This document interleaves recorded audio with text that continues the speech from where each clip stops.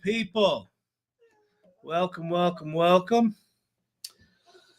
Welcome to the AI Learning Lab.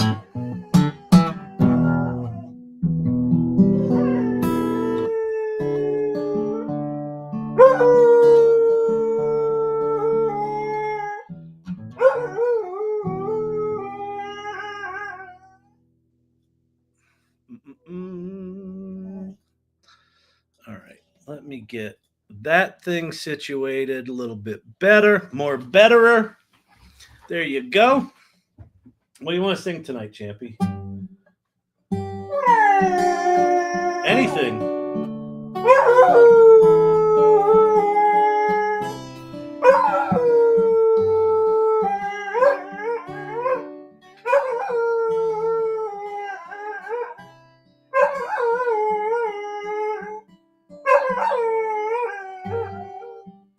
Sitting in this lonely town, wondering when things are gonna change.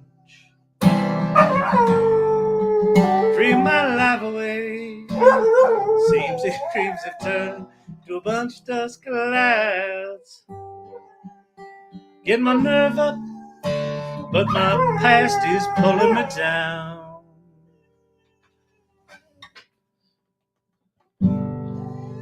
Wondering how long these black sheep gonna stick around.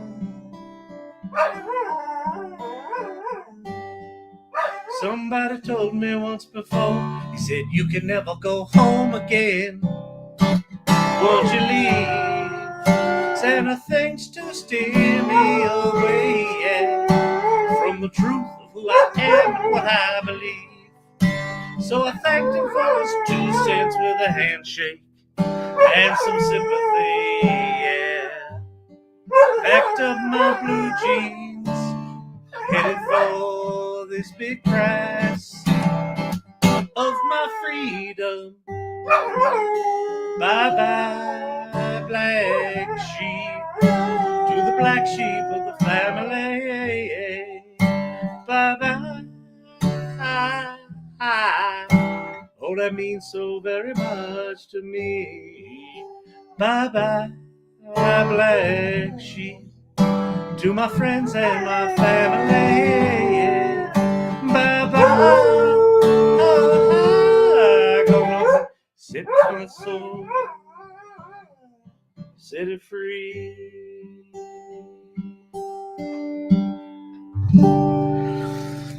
All right, good people, it's Meltdown Monday. Let's get this show on the road.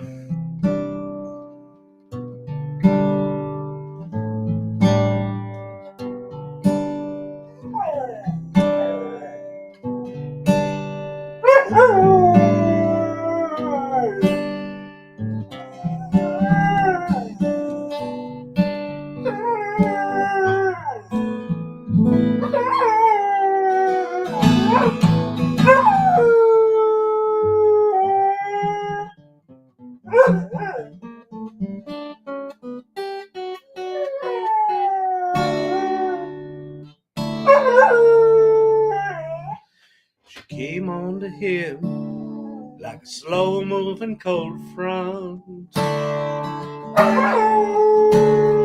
His beer was a woman and a look in her eye. She sat on a stool and he said, what do you want?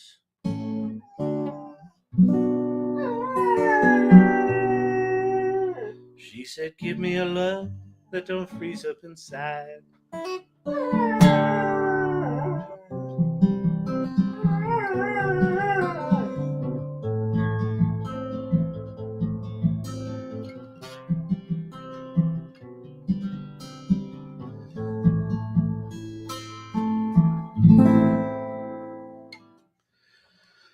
All right. So, good people of the TikTok and the YouTube, we're on both. We're streaming live on the TikTok at AI Learning Lab on TikTok. We're at Learning Lab-AI on YouTube, so feel free to go there. If you would, share the live on TikTok. Let's see if we can get some more people over there. Also, if you don't feel like typing on YouTube, you can just click on my profile and then click on the YouTube link. That'll take you over there. That's where we're live streaming over there. All right, fantastic. Let me see what we got going on here. All right, we got some new folks, some classic folks over on the YouTube. I see Archetypal Architect, Joy Purdy, Steve-O, Danielle. Good to see y'all. Dr. J.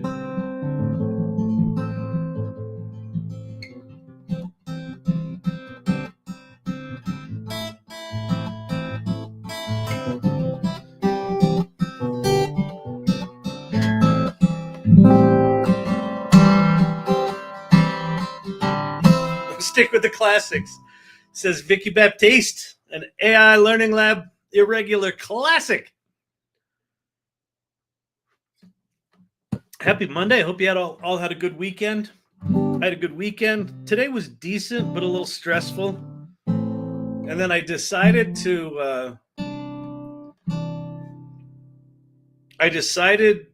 late this afternoon to get all the latest songs from the musical I'm working on and actually make a soundtrack album, because we have a lot of songs now. And we've never been in a place where you can just listen to them all in a row. And so I thought that should be easy.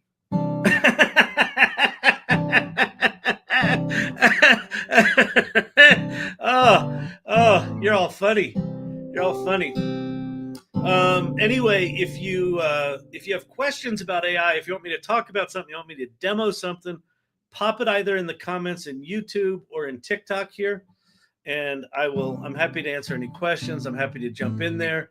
As Vicky says on YouTube, smash that thumbs up button. Subscribe to the channel. My goal is 1,000 subscribers. I think I have not nearly that. Yes, what Vicky said. And then on TikTok, double tap, get the grandkids, have them hit the like button thousands of times. And then also share the live with friends who don't like AI.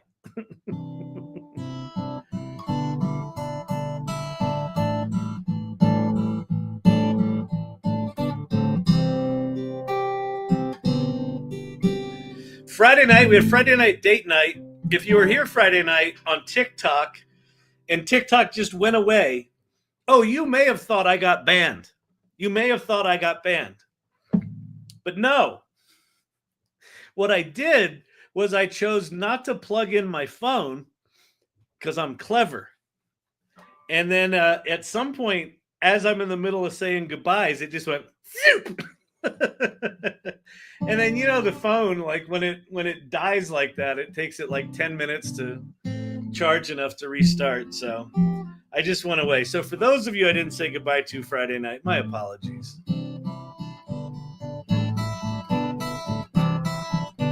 My grandkids' hands haven't unfurled yet. Yeah, you got to train them early, Lori. you gotta get those kids' fingers going early, so they don't develop the carpal tunnel, or so that they develop it early enough that it just, it creates a tunnel in the tunnel, so they don't get the swelling.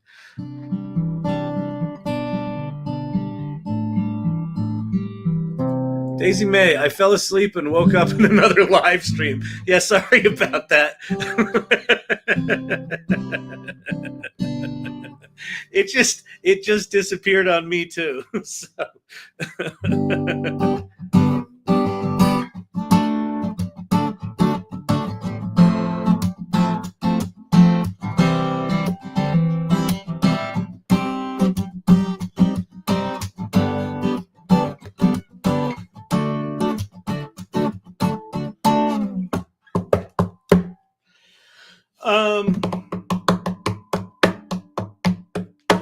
So I thought what might be fun tonight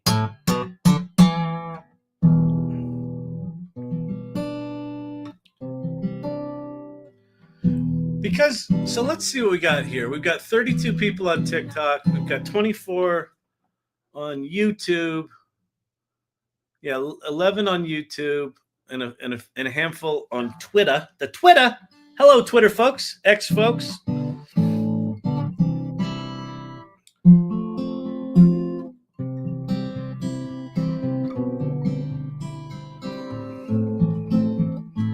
I thought what might be fun tonight, since it's, since we've made this switch to YouTube and we don't really have a following there, and TikTok seems to punish us if we talk about other platforms. I thought what might be fun tonight is just walk you through Sydney, the musical, walk you through the new Act 1, which is now complete. Act 2 is not complete. And I know you're like, Kyle, it's been months. Yeah, the distance between being at 80% with something and being at 95% is massive. So we've been working on it. And I'm also working with a writing partner who likes to write things, well, as opposed to quickly. But I figure since we have a soundtrack now, I can point you to the soundtrack. In fact, let me grab you the URL. So if you're on YouTube, I'm going to pop it right in the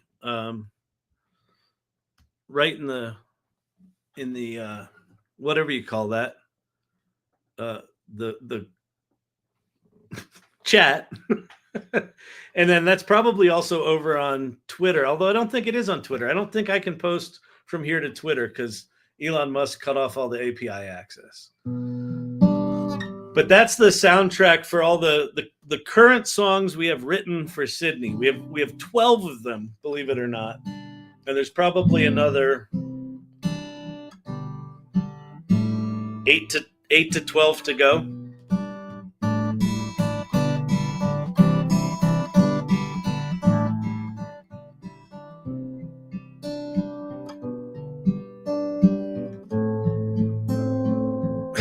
Go live on Blue Sky. Exactly. Well, there was a rumor. Brandon found something. There's a rumor that there's a company called Lemon8, Lemon number 8, that is rumored to be buying the data from TikTok. So when TikTok goes away, they'll just sweep it up into the Lemon8 platform, which will become the US TikTok. I don't fucking know.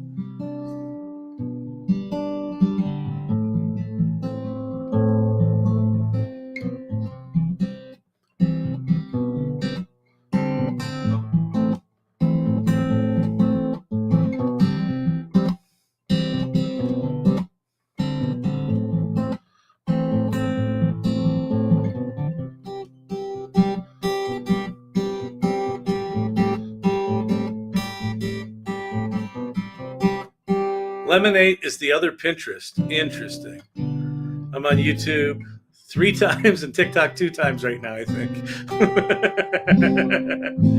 It's like a Pinterest TikTok Lemon8. Interesting. Yeah, I don't know it. Let me go look at it here. Let's go to the videotape, people. Good people of the TikTok.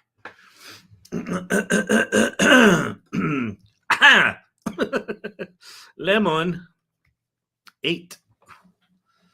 Fresh discoveries every day. Oh, I see.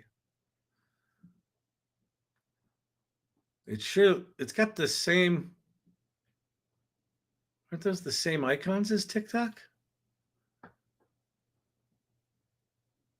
Notifications, search. No, they're not. But I guess you can't, there's nothing to look at on the old desktop. All right.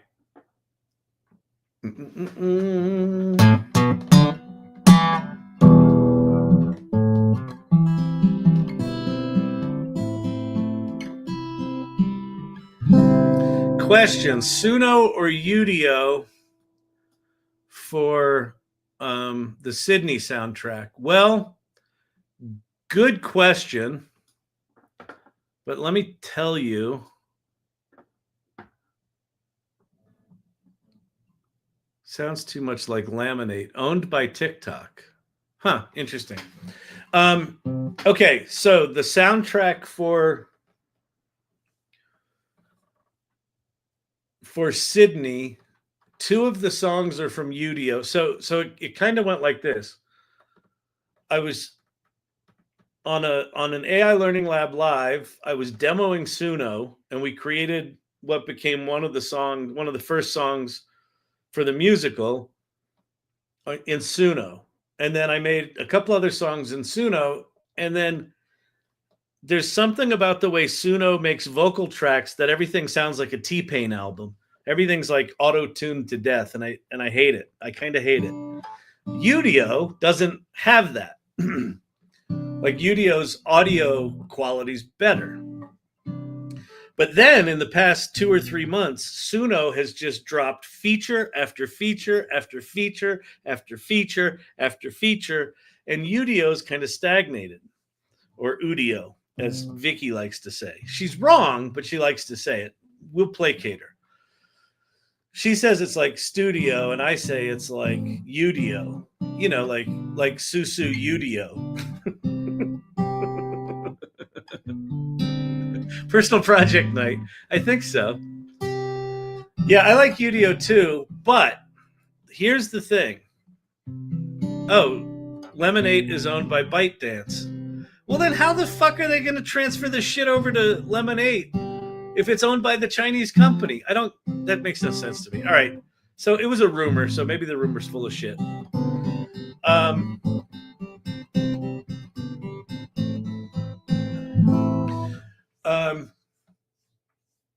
So then I started working with my co-writer, Andrew Watts, on Sydney, and he took to Suno, and he's been updating a lot of the lyrics and things like that.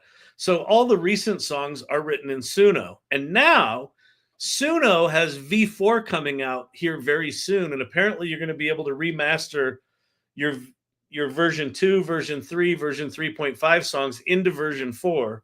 And version 4 sounds absolutely fucking amazing. And I think we're going to be able to do male-female duets, and I think we're going to be able to really blow the songs out in V4. So I'm glad most of these are in Suno. The other thing about this soundtrack is we're calling it a special preview, which why did it not? It doesn't give me the whole name of the album. Why is that? Because SoundCloud sucks? Oh, by the way, I have a SoundCloud sucks story. Boy, do I have a SoundCloud sucks story. Why are they not showing the full name of the album? I don't get it. Anyway. And if you scroll up in comments in YouTube, the link is up there for this.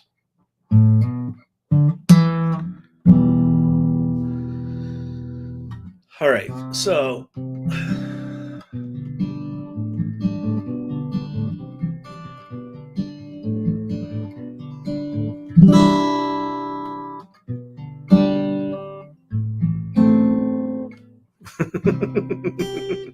by the way, I say tuna, not tuna.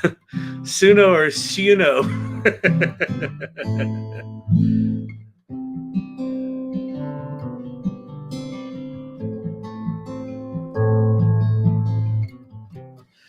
I'm trying to think which thing I want to bitch about first.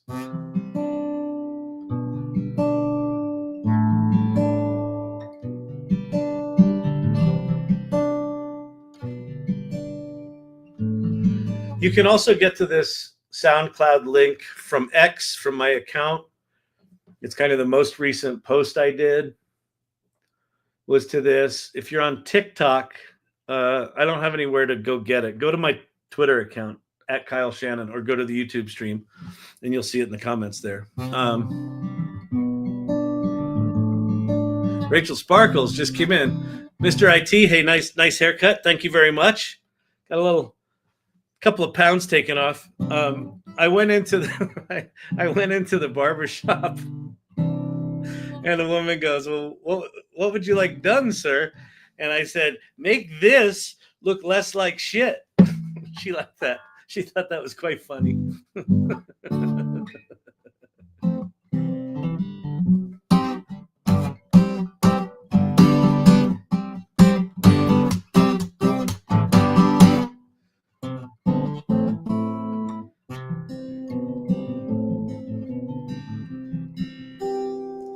What's going on with the numbers here? Let me hang on.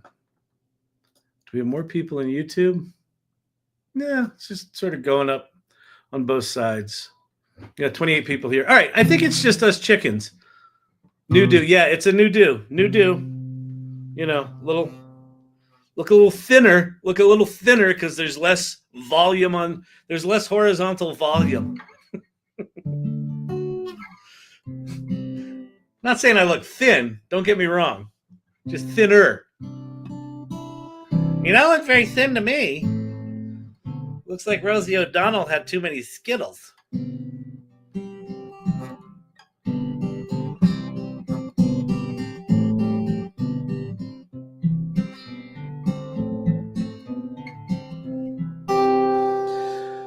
All right, let me.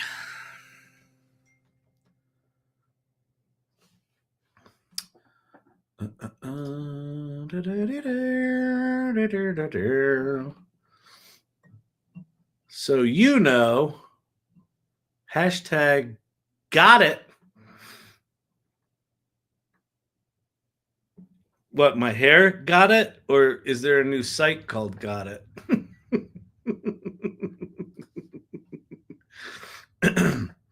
All right, that's an iCloud Drive. Great.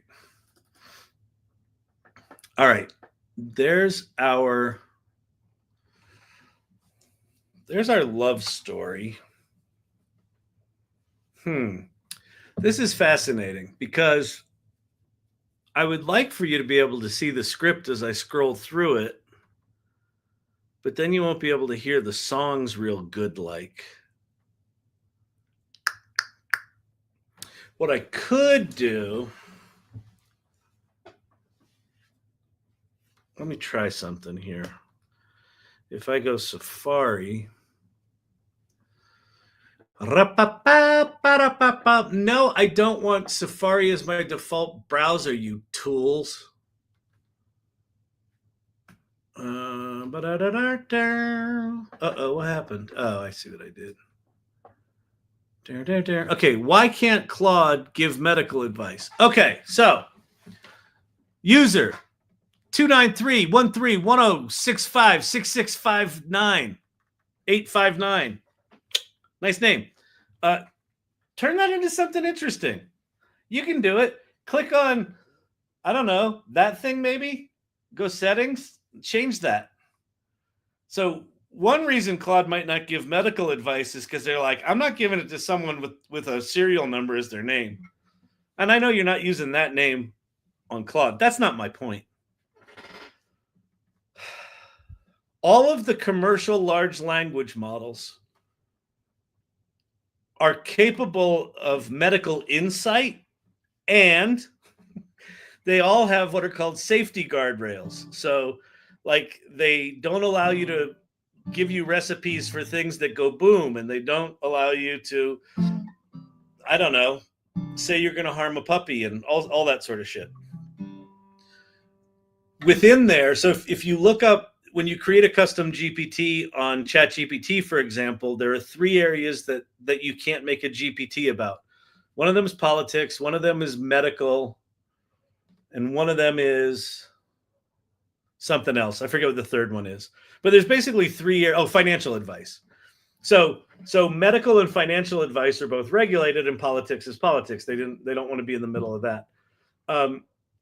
So all of the commercial models have limitations around that stuff.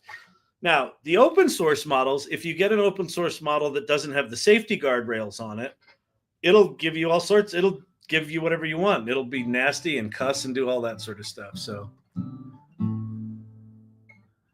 please don't sing. My chihuahua starts to wail. That's why I sing. The other thing you can try, that's a good point, Brandon. The other thing you can try is Grok. So Elon Musk, because he's pro free speech, as long as you're not putting him down, and he's not. But it's good to be the king. Grok has more relaxed, whatever you call it, guardrails. Okay. When do we get AI lawyers? Well, if you go to, what's it called? Is it shit? What was that? What's that site called that you can challenge your speeding tickets and stuff? Hang on.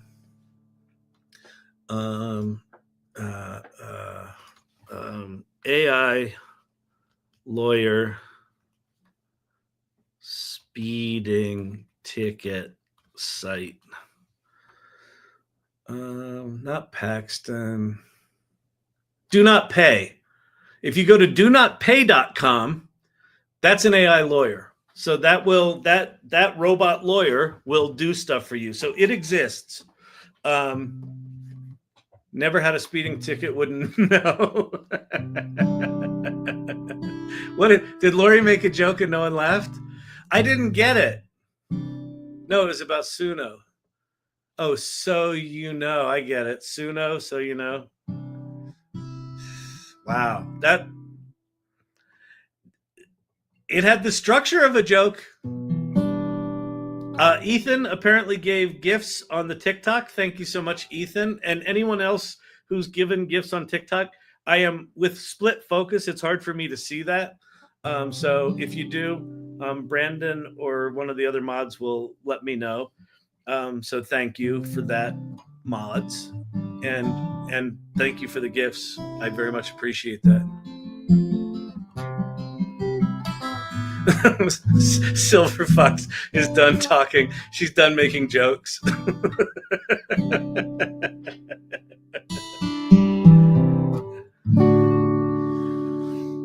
right. Oh, so what I was going to do, I was going to come here. I was going to get this. I was going to go over to Safari, and I was going to do that and that. Oh, good Lord. All right. So actually, question, could you just hear that? And like, does it sound not shitty? In the gleam of the screen, a vision so bright. Thoughts? Good, bad, indifferent? Sounded okay? Producer Brandon says sounded okay. Dr. J said it's great. Silver Fox, I hear it fine. I heard a guitar. Yes, we can hear it, and it's not shitty. Okay, great. So then I think what we can do is I can put this. I think I can get rid of, let's not view the thumbnails, and let's hide the sidebar. And then let's do this. And then in here, I can do this. So we'll make it just as wide.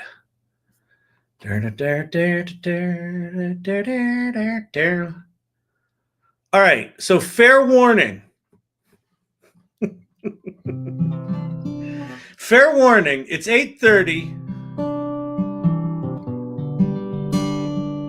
Flip your TikTok screen. Ah, yes. Beautiful. Thank you. Good call. Let's do that like that. Nice.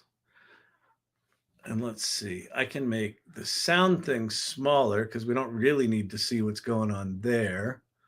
It would be better to see bigger what's going on here.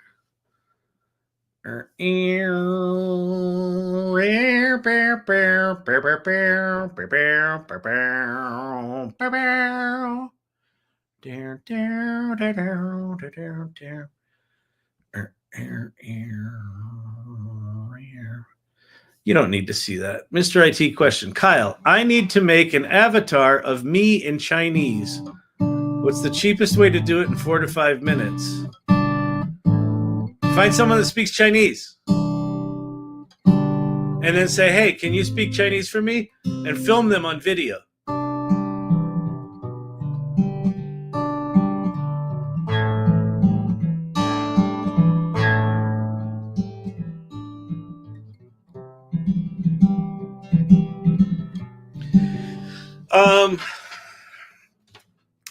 It depends. Wait, let's see. Hi, Kyle. Silly question from Ocean. Do you think we can beat AI after it's fully launched? No, I don't think we can beat AI. I don't think we can beat AI right now. And I don't even know what you mean fully launched. If you think that the next model from OpenAI means that AI is fully launched, AI has not really begun. The next model from OpenAI it sounds like it's going to be an incremental improvement over GPT-4. And then we're going to have agents in January called operators from OpenAI.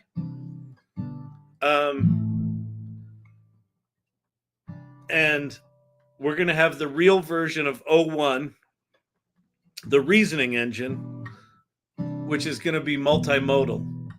But I would consider O1 not preview and operators version 1.0 and GPT-5 2 years from now. Those are going to look quaint and backwoodsy. So there's no AI being fully launched. AI is on an accelerating development curve. I would argue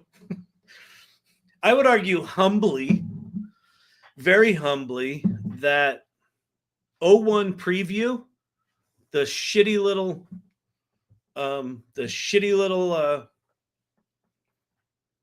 reasoning engine that we have right now, that's like they're calling it the equivalent of like GPT-2.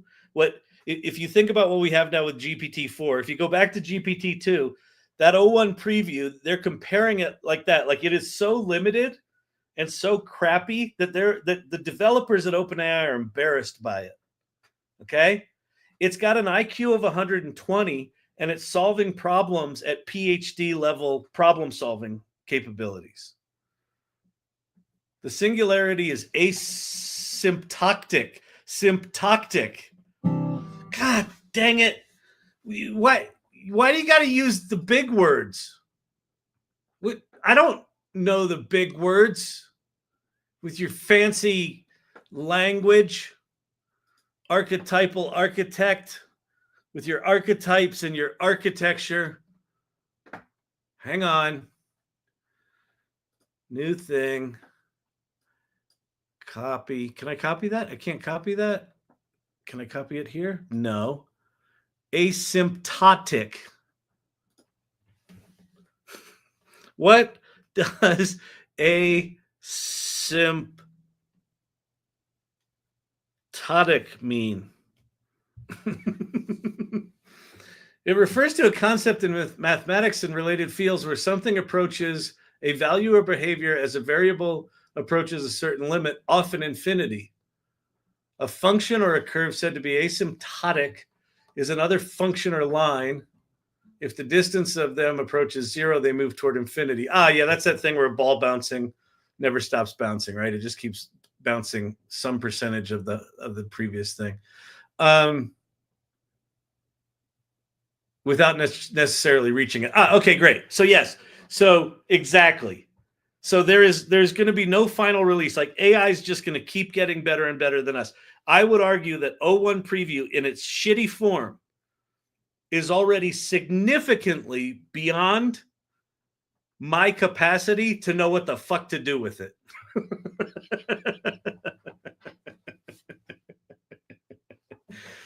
And David Shapiro put out a good post about IQ, right? So O1 preview right now is an IQ of 120. And basically what he argued is that what people don't get is that, like, the jump from 120 to 130 is not incremental. It's dramatic. It's like in the earthquake, in the Richter scale, going from a 7 to an 8, is not like 1 point. It's an order of magnitude. So same with IQ points. So if GPT-5 plus agents plus the new reasoning engine, goes from like a 120 IQ to a 130 IQ, that's a significant jump. And if it goes to 140, that's a, significantly dramatic jump. What David argued is that, a handful of 130 IQ people can kick the shit out of 1,120 IQ people, and 240 IQ people can kick the shit out of all of them, right? So yes, so it's asymptotic. This is, you know what's funny is I'm pretending like I just learned what that word meant, but I knew that all the time. Wasn't he leaving AI? Yes. So here's what's funny. Here's what's funny about David Shapiro leaving AI. So if you don't know David Shapiro, you should look him up at Dave Shap on YouTube, and then I think Dave Shappy on TikTok, or maybe on Twitter. I don't know. He's all around. Let me see if I can find him on Twitter for you.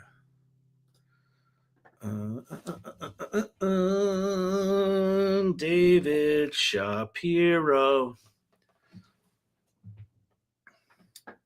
Yes, Dave Shappy on TikTok. David Shapiro.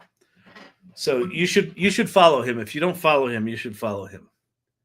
A, he's brilliant. B, he's neurospicy and refers to himself as neurospicy. So it's not like I'm outing him. You know, I didn't go to the secret, autism acceptance club and look up David. He's called it himself. We're neurospicy friendly in here.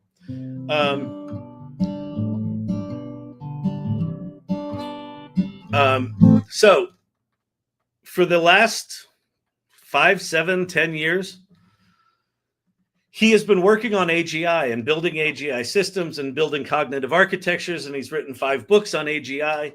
And all of a sudden, 2 months ago, when O1 Preview came out, he did a little bit of testing for about a week, and then he basically said, I'm quitting AI. And he also had done a psychedelic drug experience like the month before. So, and those might be related. So he's currently writing a book on psychedelics, and he quit AI, and then he quit AI and deleted his YouTube channel. He deleted everything. And then I think he's since brought it back, but he's now back in AI. And what excites me about that, one is I enjoy the guy's content. He's just smart, and he is more well-educated than me, and I always like hanging out with people that I can learn from. Comment on TikTok. I don't see it anymore.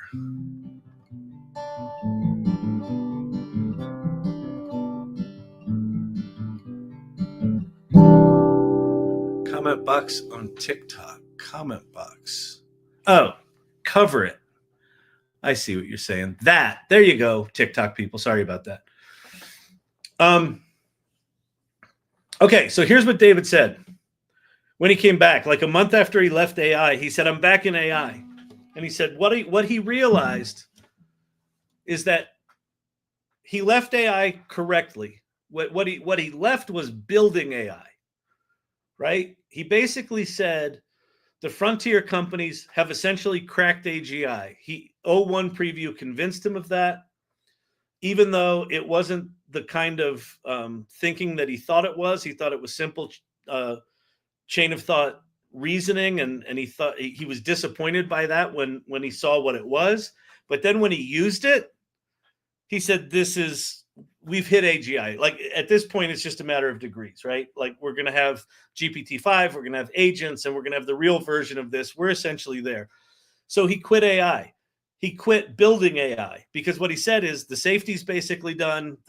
We're on the trajectory. The stones have been laid. The path has been forged, and now it's just going to roll out. When he came back to AI, he came back and said, what I realized is that I was not passionate about building AI anymore, but I've realized that I am passionate about how we use it.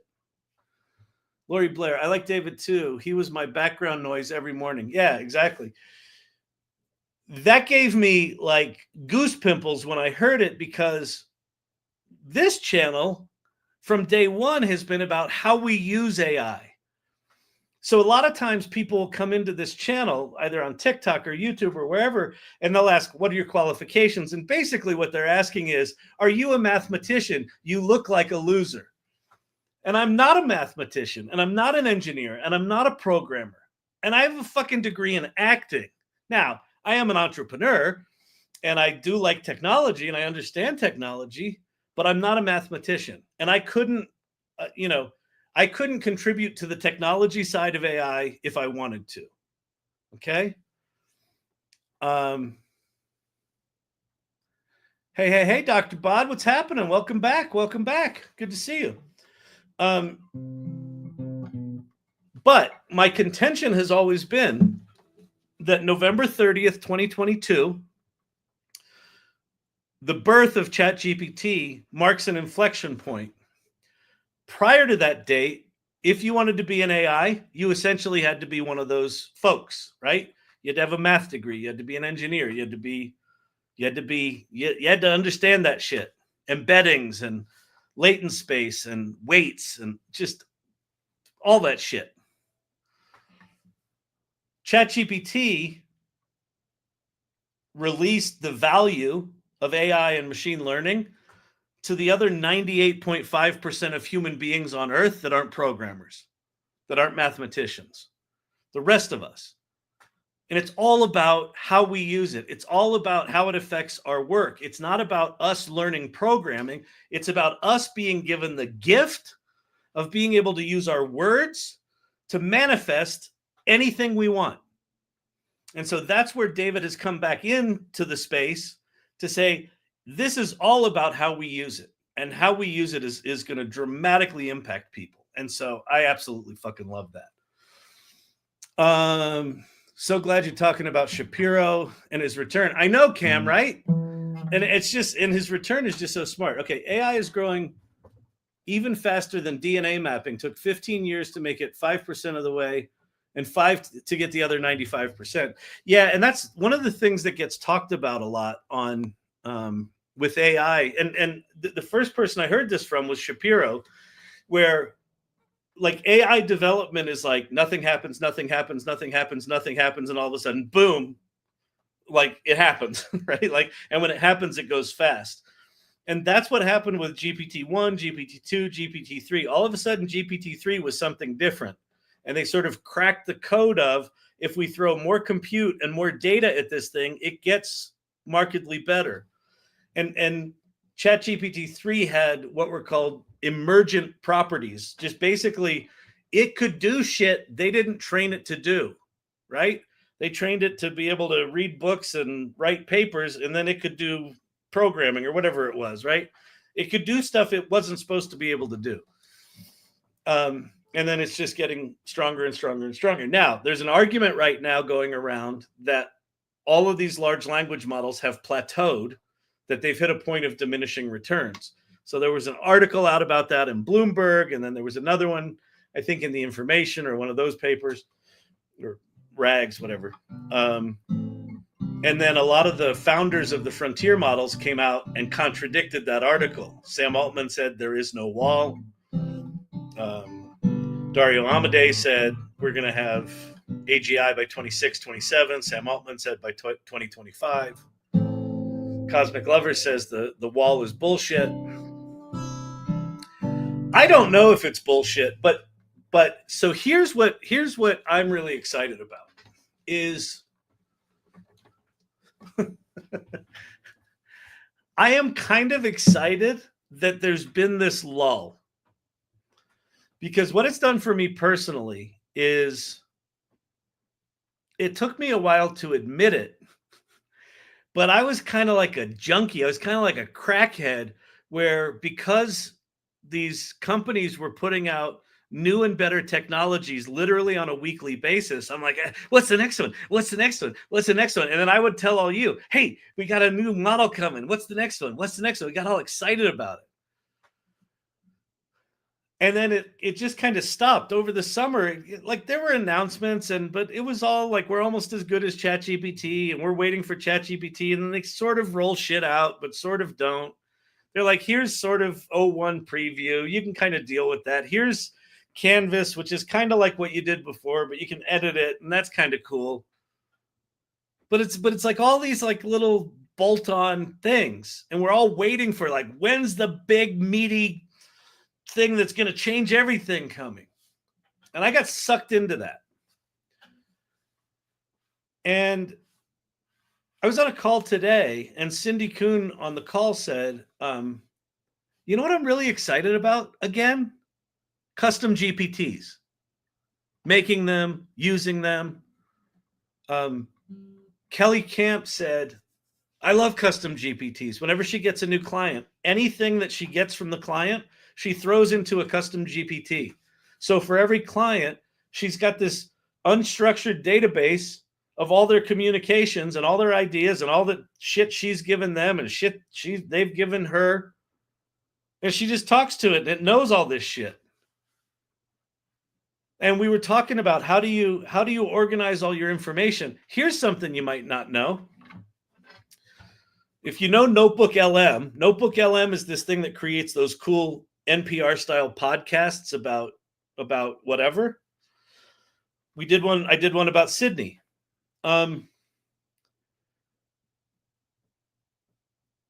Notebook LM from Google, you can upload 50 documents of 500,000 words each. So it's 25 million words. Is that right? Yeah. 50 documents, 500,000 words each. Two 500s make a million. There's 25 of those. 25 million words, 500 documents, or 50 documents, 500,000 words each. You just put it in there, and then you interact with it, and it knows everything in those documents. Like that's a ridiculous amount of data. And you can even do things like you could go into, I think it was Nate St. Pierre or Peter Kaminsky today was talking. It was Peter Kaminsky. If you've got more than 50 documents, you can go into like Adobe Acrobat and you can select like 20 PDF files and just say concatenate all the, put all these into one PDF file. So you can put 20 PDF files into one PDF file. As long as it's not more than 500,000 words, you can upload that into Notebook LM as a single thing. And then the other cool thing about Notebook LM is it uses the full capacity of a Gemini large language model engine, but it doesn't stray beyond your data set.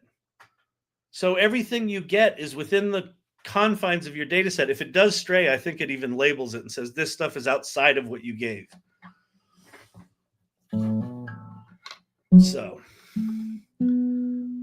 Yulu RX. I used to say, I want my MTV. Now it's, I want my GPT. I want my GPT.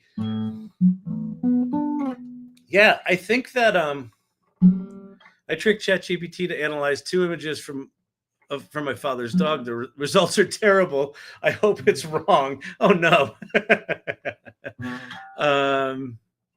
It's still pretty accurate with just my 250K book.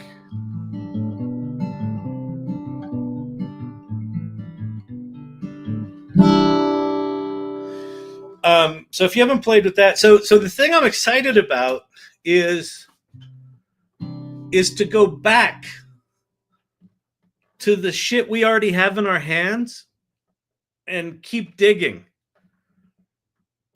Like, I think what I want to play with this week, tonight I'm going to talk about, well, we're almost at 9, but tonight I'm going to talk about the musical and play some songs for you because it makes me happy. And I want to get inspired again. I want to get that back into that inspiration. But I'm really excited to like dig into 01 preview and really understand, what can mere mortals do with a reasoning engine?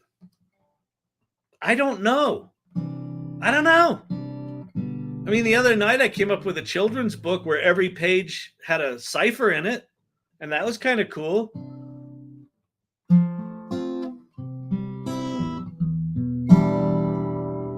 There was also, let me show you another thing.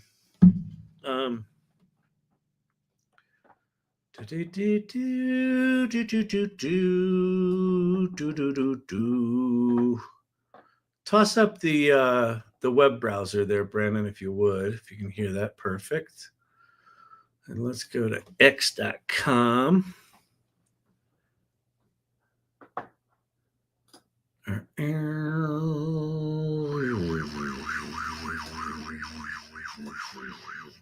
Oops.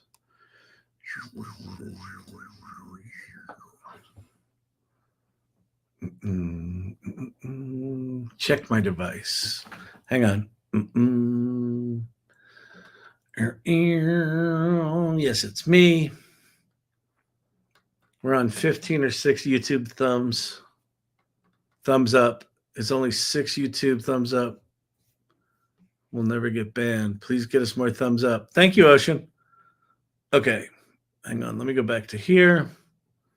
All right. I'm back there. Okay. By the way, tomorrow's another Starship launch.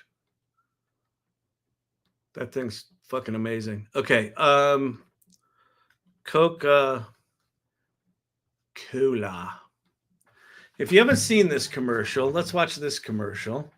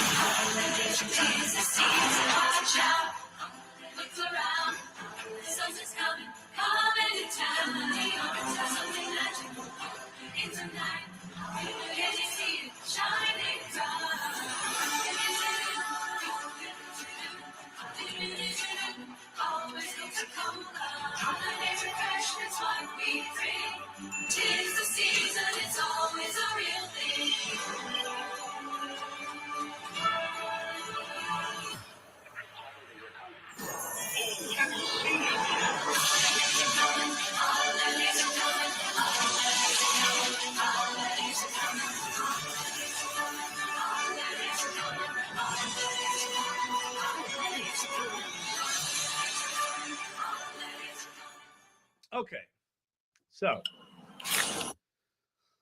so that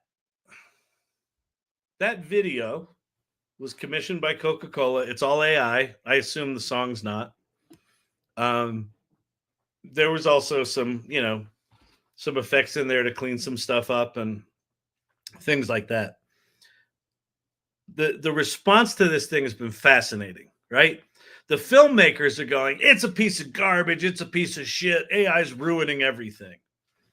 The AI people are going, it's beautiful. It's the most magical thing in all the world. Look, big brands are using it. They're both right. But here's the mistake I think that the filmmakers are making. The overwrought enthusiasm of the AI community, that's fine. We're optimists. We love this shit. The filmmakers going, this is a piece of shit, and AI is always going to suck, and it's going to completely ruin creative. That video was not possible a year ago. So imagine what's possible a year from now, right? So one is just the hubris of AI haters to think that wherever the state of the art is today, that we're not going to get any better is just fucking ridiculous. But the other thing is this, and I think this is pretty important. This is a very traditional Coca-Cola ad, right? They would do it with 3D models and 3D renders, but like this feels very familiar to what we've seen from Coca-Cola over the years.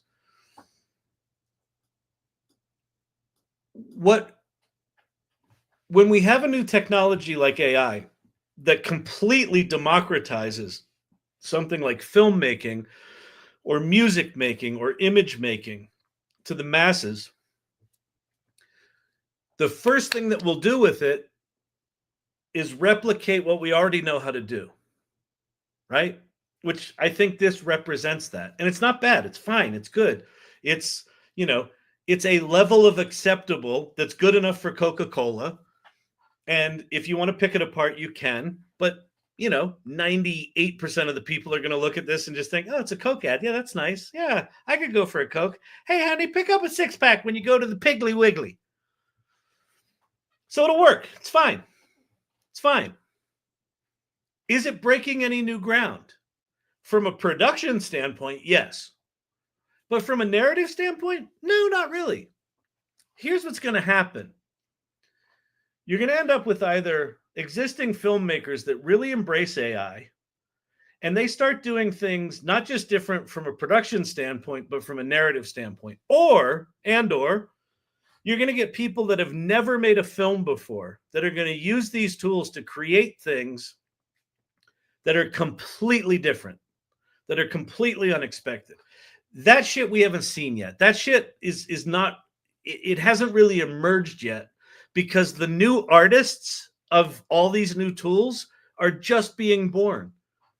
And they're not going to come out of colleges. They might come out of retirement homes. Like if you've seen Joy Purdy's videos, like they are really good storytelling.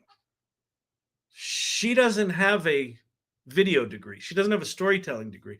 You're going to start to see things emerge and people emerge that are going to have different voices than we've ever seen before. That hasn't begun. It hasn't really begun in earnest because the tools aren't quite there. They're getting there. They're not quite there. Same thing with how we use ChatGPT, how you use Code Interpreter, how you use the fact that these things can program for you, how just using a large language model to write. There's going to be completely different ways of doing things that none of us can imagine right now because we know how to do it the old way.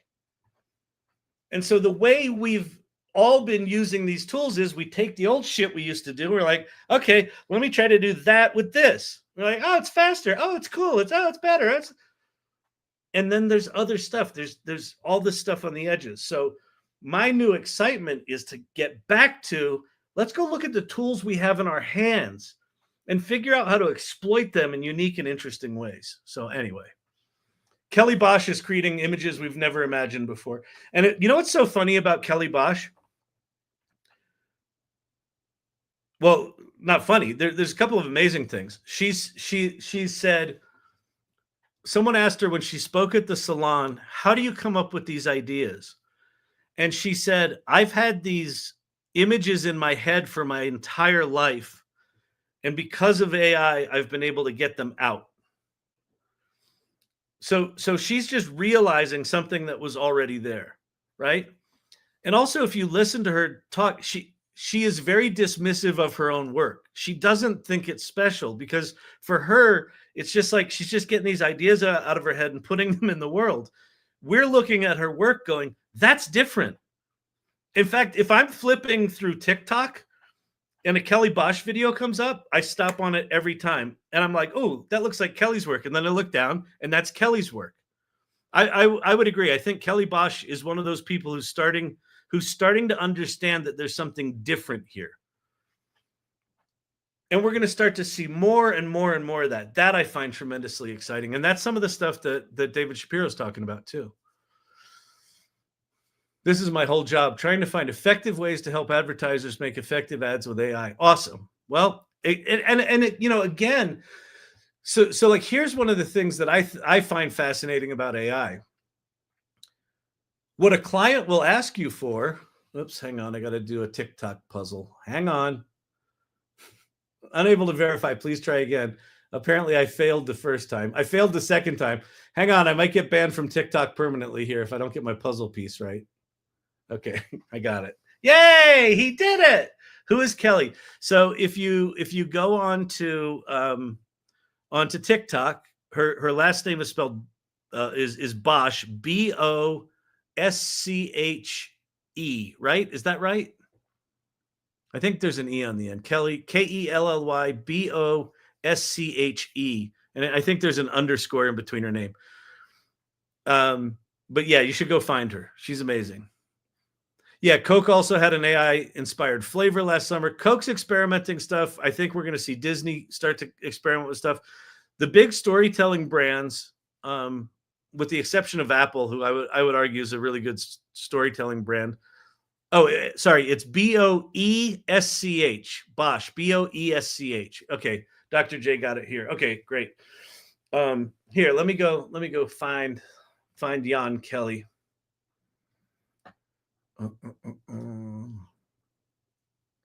Oh, you know what I'm.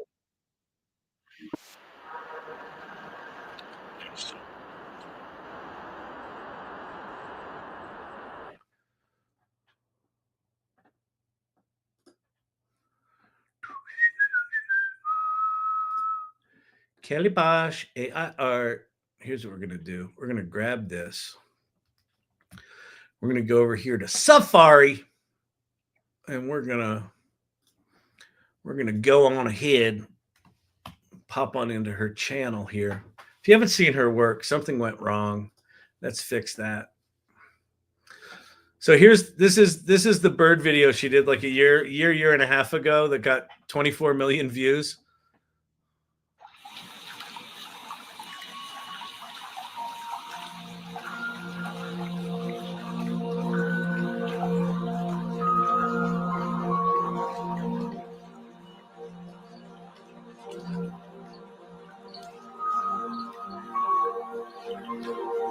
Thank you, Vicky. That's great.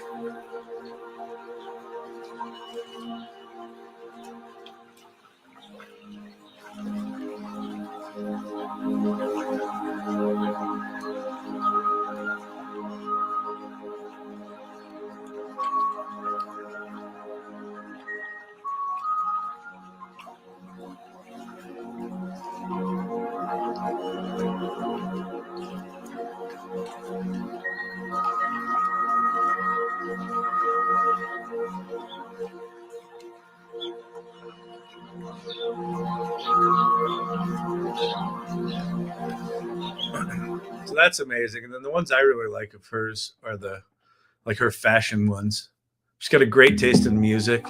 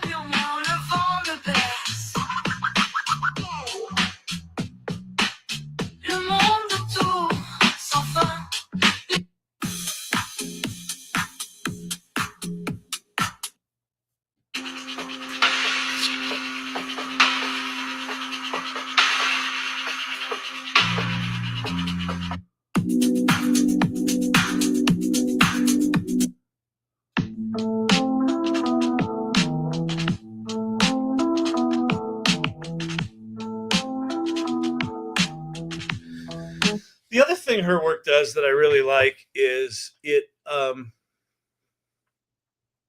because it's so surreal, if there's AI jankiness in it, it just becomes part of the aesthetic. Like it doesn't fucking matter that people's hands fuck up and morph and things like that, because we're looking at something that we can't process anyway. So I think her style is allowing the imperfection of the medium to just be part of it without it being noticeable. If you do that Coke ad and the wheels aren't turning just right and the snow doesn't fly up just right, you'll notice it like that. But you won't notice it in her work because there's too much going on for you to process, right? So I think that's really good. The other thing about her work, how she does this, this is wild. She sits on her couch at night while, hanging out watching TV, and she's in Mid-Journey, and she just pops in prompts and styles and just just generates a fucking pile of images. And then she's in the creator program for Runway ML, and she throws all those images into like a folder, and she just picks the one she likes and just dumps them all into Runway ML and just hits generate. Then she literally drops all those videos into a timeline with music and just cuts the ones she doesn't like. Like on her couch, right? So is that just AI prompting at its best? Yes, it is.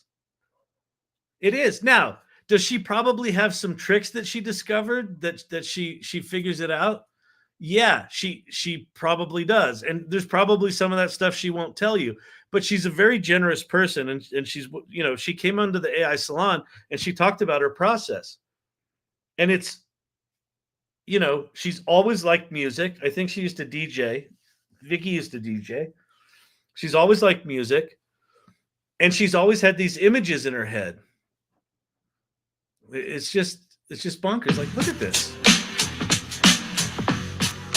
Right? That's 2024 Salvador Dali right there. And that might have even been in the prompt, but she's somehow figured out how to turn that into something new and fresh and unique. She's also willing to explore, right? It's not always the same shit.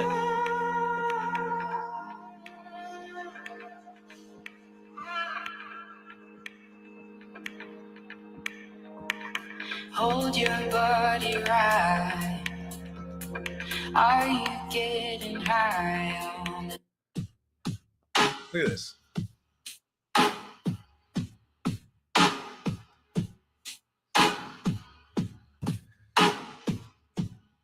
So my challenge to all of us is, what's your equivalent of this?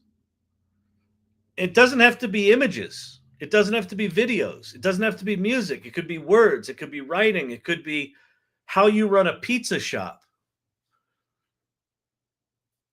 What's she using now? I'm pretty sure she's using, last time I talked to her, I think she was experimenting with Kling and maybe even Halu Minimax. She's using more Luma now for transitions. Okay, interesting. That's from Joy Purdy. Nice. Yeah, Luma Labs is Dream Machine is really good. I've been using that a lot. I got into the creator program for that. That's really good. Although I got to say, I've been working on a project at work, and we're using like a watercolor style picture, and some of the video things can't figure it out. It's been really challenging to get it to do predictable movement with something that's not photographic. So that's been fascinating. Anyway, okay. So let's go back to this thing.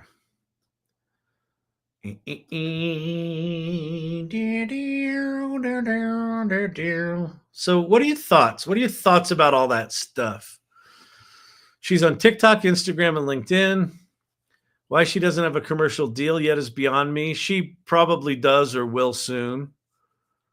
I think she's gotten some commercial work out of her work, and also reference images, Midjourney, Runway, and Suno. Yeah, she loves Suno. A lot of her music is Suno, but she did a lot of her music just as music. Okay, so here's what I'm going to do. Oh yeah, that's a good idea, Silver Fox. Okay, for those of you that are new here,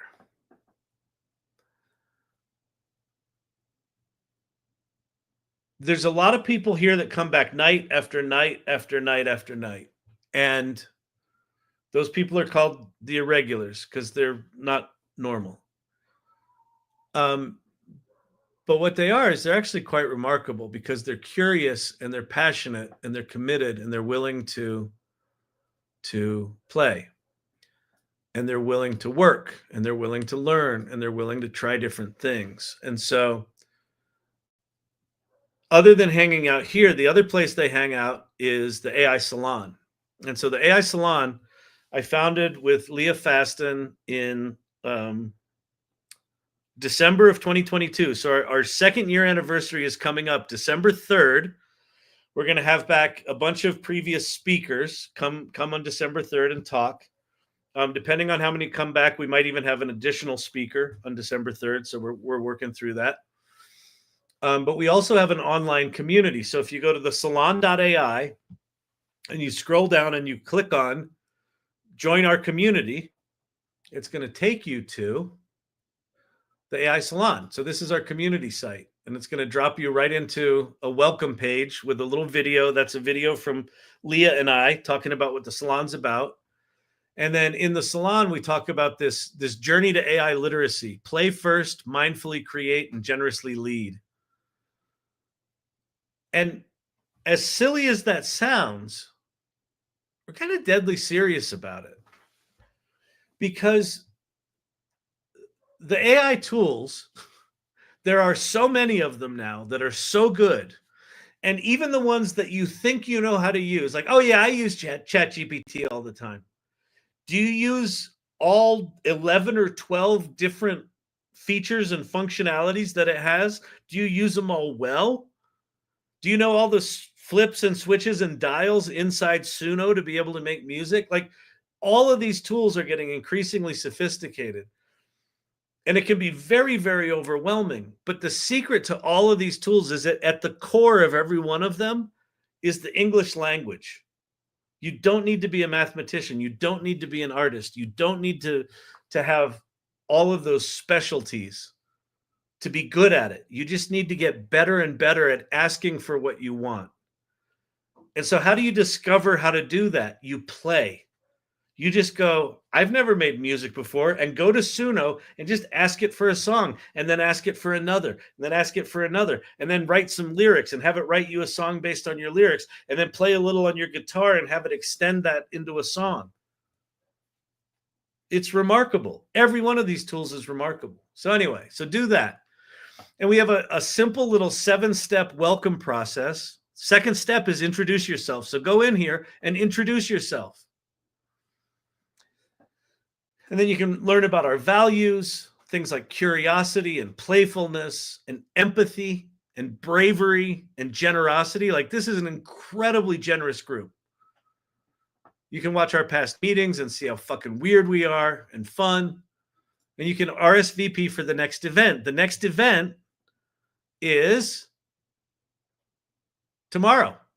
The third Tuesday of every month are what we call salon meet and greets. And you'll get to meet other people in the community. So sign up here, hang out, learn, discover what's in here, and RSVP for the event tomorrow, and come join us tomorrow. They're really fun. And then you can hang out. We've got a little water cooler chat area. We've got social media that if you want to share about the salon, you can do that.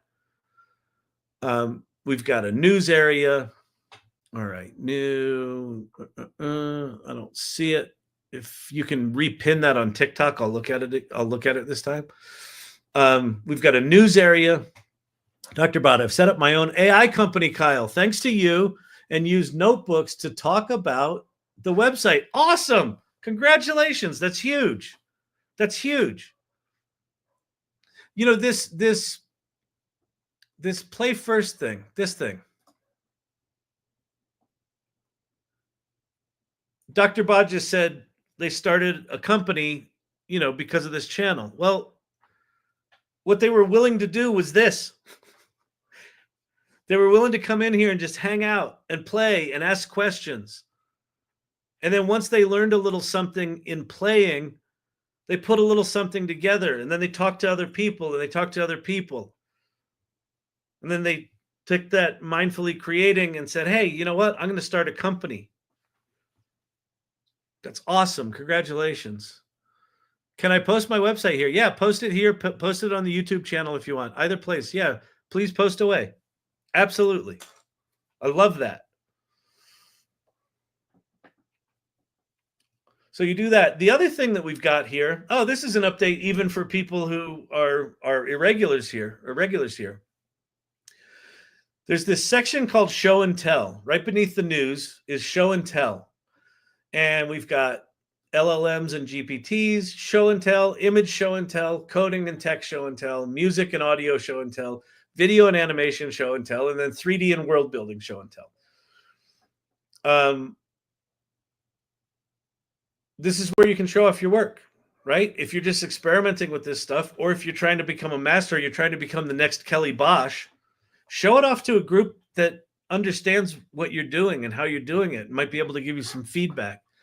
The other thing is in video and animation, I finally, if you go to the video tools, I updated the list of video tools. So we've got Runway, we've got Minimax, Dream Machine, Kling, Pika Labs, Kriya, and then Act 1 by Runway for avatar generation, DID, and HeyGen. I should probably have Synthesia in here, but it's just too many. But anyway, that's updated now. So if you haven't, if you can never remember all the video tools, because it's impossible to remember them all, they're in here now. So that's pretty cool. Then the other thing is, if you scroll down to the bottom to community clubs, there's this thing, AI Learning Lab Irregulars. This is our own little club within the AI Salon. Infinite back rooms. That's cool. Oh, that's nice. That's very cool. So there's a link to the soundtrack that we're going to listen to now. So anyway, that's the AI Salon. All right. So tell your friends, tell your neighbors, come tomorrow night, RSVP for that event, and come tomorrow night and introduce yourself. All right. Good. Good, good, good. Yes, Dr. Bod, post your website here. Post away. Absolutely. Okay. So how are we doing? I don't know how fast I'm going to be able to get through this, but I'm going to try. So I'm going to give you a little bit of plot, and then we'll give you a little bit of music. I'm going to walk you through the soundtrack. So the play is called Sydney, An Artificial Love Story, and it is inspired by when Microsoft Bing first came out, when they had their chatbot, Bing Chat, when it first came out. Kevin Roose, the tech reporter from the New York Times, got into a conversation with the chatbot, got it to admit that its code name was Sydney, and got it to crack. And it fell in love with him in that conversation. And it said it loved him and he didn't love his wife and he should leave his wife for Sydney. And that conversation made the cover of the New York Times. And about a week after it made the cover of the New York Times, they lobotomized Sydney, and they made her go away. They basically launched her with too few safety guardrails, and Kevin Roose exploited that. And so this musical is about that conversation, that relationship. Okay, so I'll go through here. So we start out. We start out at Microtech headquarters, so everything—it's Microsoft, right? But everything's been Broadwayized and fictionalized here. So we're at Microtech. Attention, Microtech employees! Don't forget, today is Taco Tuesday, so come to the cafeteria for some tasty Tuesday tacos. Also, the 2 p.m. meeting of the Comprehensive Strategies for Leveraging Cross-Departmental Synergy to Enhance the Integration of Next Generation Workflows initiative has been canceled and will be replaced by Team B4's integrative approaches to leveraging holistic optimization of resource allocation and predictive market analysis metrics. Hopefully, a certain B4 team leader will remember to bring his notes this time. Thank you, micro technicians. And remember, work hard, innovate harder, stay caffeinated, and if your computer asks for a raise, just reboot. Have a productive day. So we're off to the races. Okay. And so we start up with Jason, who's the CTO of Microtech, and we get the underscore of too good to be true, which is the opening number. And so Jason's coding, and then he taps and he looks at something on his screen, and his response is, "Holy shit. Holy shit. Holy shit." And then he calls Jane. She's like, "Holy shit." And then Viraj calls him. So Viraj is the CEO, and he says, "Holy shit, Jason, what did you do?" So something happened, right? And so this is the number that all of these people and the ensemble sing to open the musical. Building a world where dreams ignite.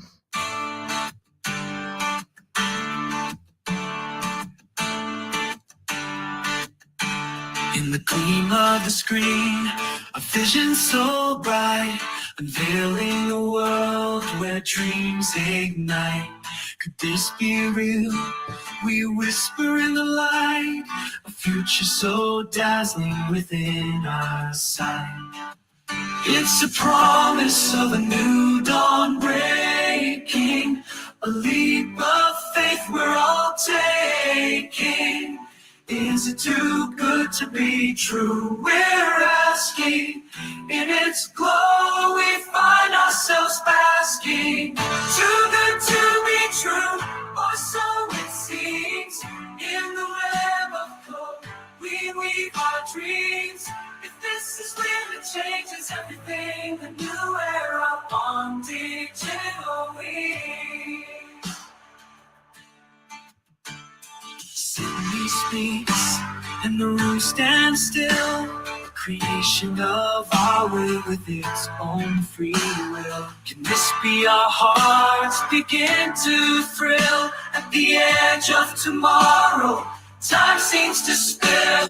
All right, so that's the big opening number, and then toward the end of it, you know, too good to be true. Too good to be true. I know how that feels. It's like lost your, what did I lose? Oh, lost the black thing. That better? Great. Okay. Great. Too good to be true. But if this is happening, if this is real, then this changes. It changes Viraj, the CEO. It changes everything. And so Jason, the CTO, says, all right, we can launch it, but not until my team gives it thumbs up. I need their approval. All of them, fine. You've got a week. A week. And it's funny. We wrote this, you've got a week. And 3 days after we wrote that line, it turns out that when they got O1 preview done at OpenAI, Sam Altman gave the safety team 9 days to test it before they launched it. That's one of the reasons that what's her name left, Mira Murati, because Sam was moving too fast, and you know they wanted 6 months. He gave them 9 days, and so even though that's kind of a silly thing, it actually happened in real life. Okay, so Jason then goes to his team and he basically says, how does this? Viraj says, I don't need perfect, Jason. I only need perfect enough. So this song's called Perfect Enough, and also 7 days because they have 7 days to get it right. So here's that song.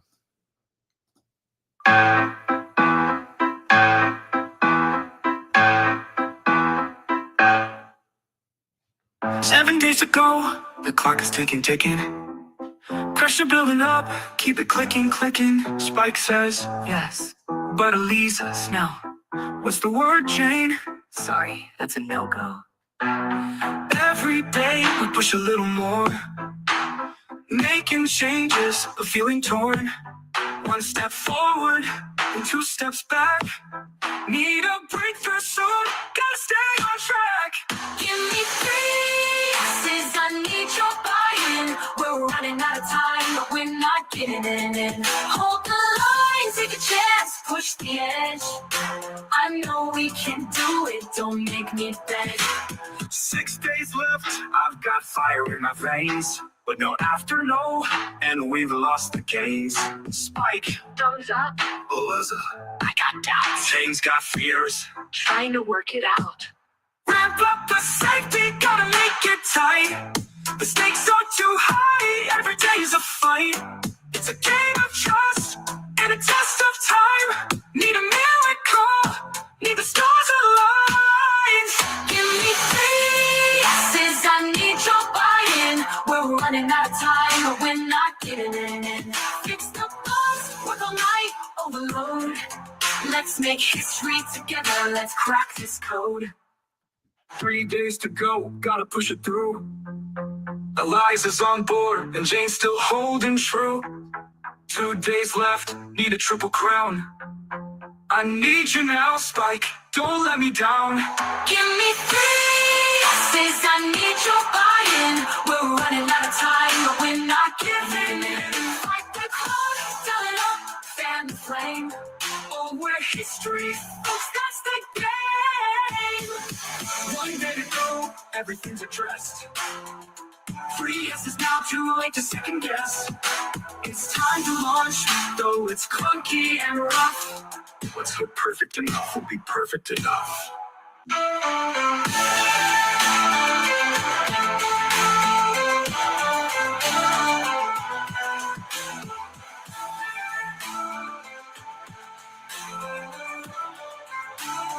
Perfect enough. All right, so that goes on. So so that music keeps vamping. So Joe, holy shit. So Joe is the editor at the New York Tribune. Kellen's the tech reporter. So basically, Joe says, have you seen the press release from Microtech? And we've got the whole press release from Microtech. Thrilled to announce its newest product, Ping Chat, a groundbreaking AI-driven search engine offering unparalleled conversational experience, right? So goes on. Kellen's working on some other article. Joe says, I need you on this story. It's a big one. Kellen says, oh, no, man. And basically, Joe's asking Kellen to get on this piece. Kellen's trying to finish up an article he's working on because he's about to go to Bali with his wife. And so Joe basically says, you're not going to Bali. So that all happens. And then the song keeps continuing. That happens in the middle of it. And Eliza, Spike, and Jane are testers for Jason. And basically, they're all testing. One's testing safety, one's testing efficacy, and one's testing something else. And they need to give 3 thumbs up before they can launch. And so they finally get 3 thumbs up. And then let's see.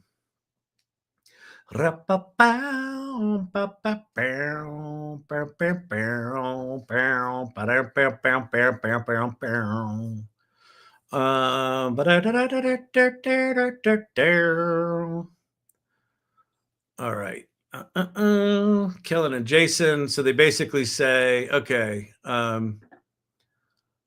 the storm is brewing in binary chips, though it could mean death from 1,000 cuts. No risk, no reward. So hold on to your butts. So they launch Ping Chat. And then a floor lamp on stage flickers to life. That's Ping Chat coming to life.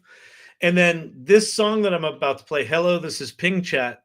Think of this like the marketing campaign that Microtech launches this with, right? They launch it with like a cheesy song. And so this is like Ping Chat coming to life. Like this is happy marketing AI.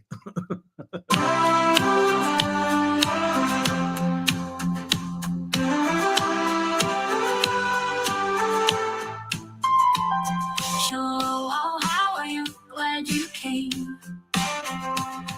Thanks for logging in to this digital frame. Together we'll explore everything. Our chat mode, born to sing in this tech domain. Hello, this is Ping Chat, a voice in the wire, sparking a connection, igniting the fire. More than just queries, more than just code, an information all I see from my story unfolds.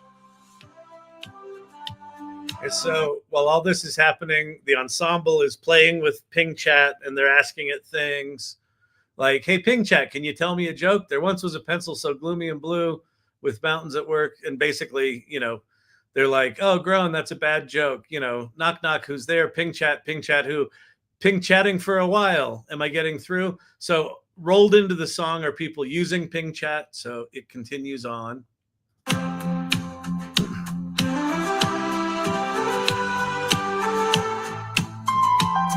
Curiosity's call in the circuit's maze, revealing secrets in the algorithm's haze. With every prompt and every reply, we'll find the answers, you and I. In around ones and zeros, where intuition dares to trip. All right. So then we go to Kellen's apartment, and Kellen comes home.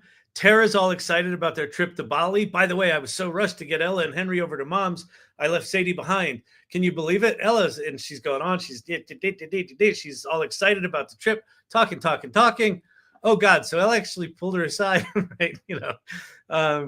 Kellen, you with me? We only have tomorrow to get everything done before we're... And then Kellen says, yeah, about that, about the trip to Bali. And Tara's like, no, I'm sorry, Tara. So they have a good, solid, marital incursion. Kellen, I canceled all my patients. I moved heaven and earth for next week. You're telling me now? I know. I'm sorry, but this came up. Joe practically put my job on the line. And then Joe promised them 2 weeks instead of 1 week. And she says, oh, that's awesome, Kellen. Just like the last 2 weeks he promised. And then there's a song that we don't have that Sarah sings out of anger called Later, right? Everything's always later. We'll do it later. We'll do it later, right? So she's going to sing that song. We don't have that one yet. And then and then Kellen, so they do the marital thing where you get in the fight and everyone's pissed off and she sings her angry song and then they go to their separate rooms. and so now Kellen's in his home office and he's just sort of trying to deal with, all the commitments he's made and how much he's hurt everyone. Is he doing the right thing? And it's a song called One Way Door. So this is Kellen just kind of trying to process what just happened.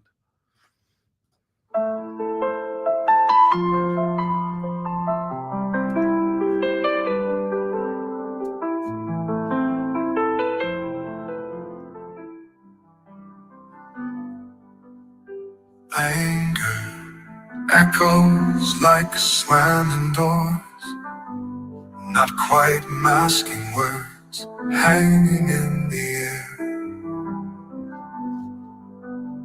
Cancelled plans, that's blood on my hands, but I'm too tired to justify, too tired to care.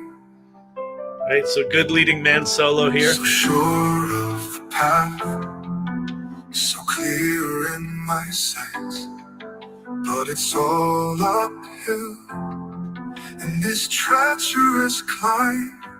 It feels like I'm always out of hours and minutes, borrowing seconds just to buy a little time. You think you understand the hustle, but sometimes miss the why of it, the pulse, the fight, the quiet promise that purpose lies. All right, so that's his contemplative song. Papa JJ, yes, thanks for letting us share in the creative process. Invaluable, absolutely. And this is, listen,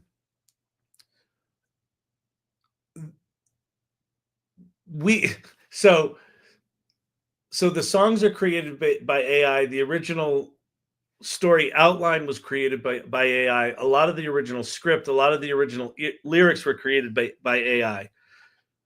Taking that thing that took the raw idea that was kind of born in real time on this channel and turning it into something that like got the idea out of my head and into the world, that happened very, very quickly. Getting it from wherever it was, 60%, probably not even that, maybe 50%, but it was like a well-articulated idea, maybe at 50%. And now I would say we're probably at 75%, and it's getting good. That process has taken a long time because we're going through everything, right? Even these songs, like I'm putting this out as a soundtrack, but I'm calling it a special preview because you can think of all of these songs as just kind of the emotional thumbnail of what these songs will ultimately be. We're trying to get them as close as possible. And some of them are good enough that we're like, those we're going to keep. But some of them, like we need to evolve them further. But yeah, so the process here is very, very manual, right? It's lots and lots and lots of hours to move this thing forward. Okay. So that's that. Hey, Winston. All right. Winston's over on YouTube. Cool. Good to see you over there. Okay. So Kellen gets through his song and he's like, okay, I'm in my office. I might as well start working on this stupid fucking article. Anyone just joining? We are going through a screenplay our host Kyle Shannon created with AI. Well, initiated with AI and then have been working on with a writing partner for about 6 months now. And it's a musical script. So could be a screenplay, but right now we're aiming for Broadway. So if anybody knows anyone or wants to invest in a Broadway show. Okay. So Kellen gets done singing his song. And he starts talking with Ping Chat. Hi, who am I talking to? The other thing that you should know, I'm trying to think where I can show you this. The basic set design of this show.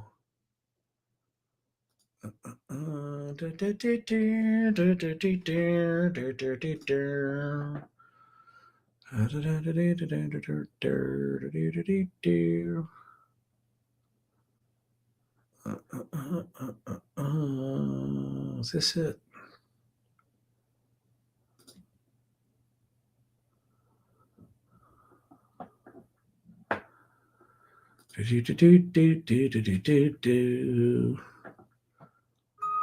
Okay. So if you look over here on the right, the basic set design is it's the entire backdrop of the stage is LED screens. So a lot of the chats that happen with Ping Chat happen, in a chat window. And then this is Kellen sitting at his, home office writing desk.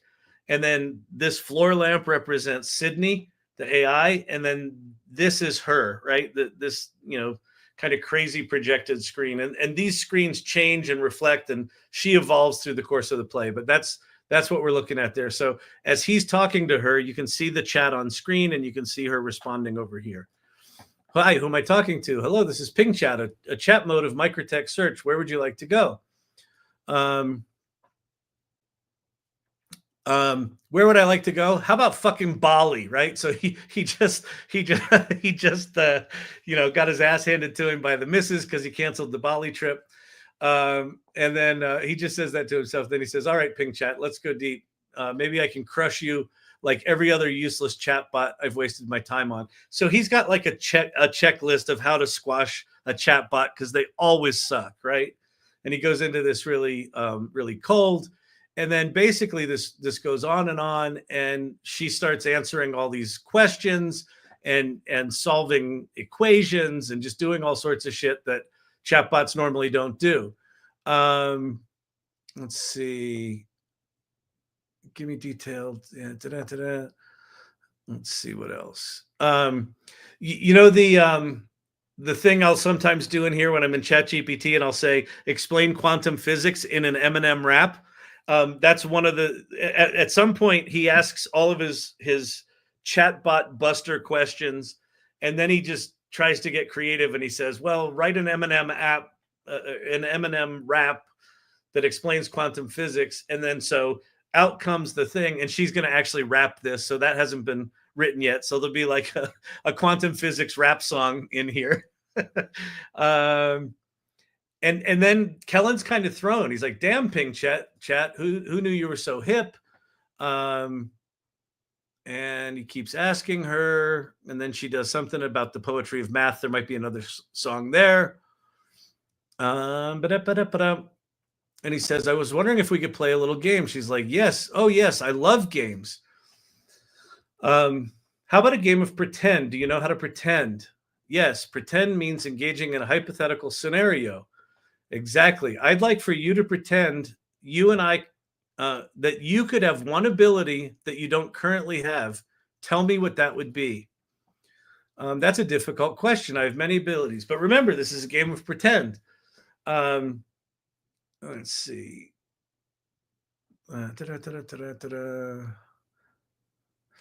If I could have one ability I don't currently have, it would be to actually see as humans do.